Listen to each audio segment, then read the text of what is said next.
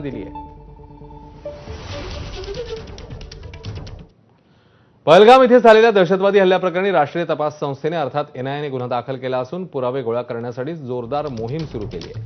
या प्रकरणातील प्रत्यक्षदर्शींची चौकशी करण्यात येत असून हल्ल्याबाबत एनआयएचे हाती महत्त्वाचे पुरावे लागले। पुरावे कोणते आहेत ते बघूया।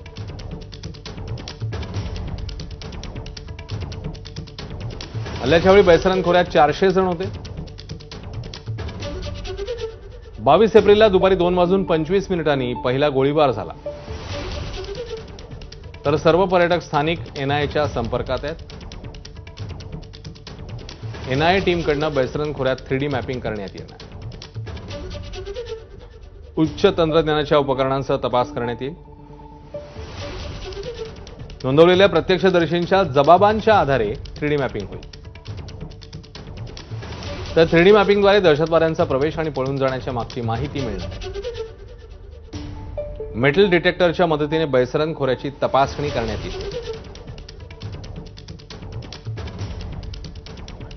जम्मू काश्मीरमधील पहलगाममधल्या हल्ल्यानंतर पाकिस्तानच्या टेरर फॅक्टरीची धक्कादायक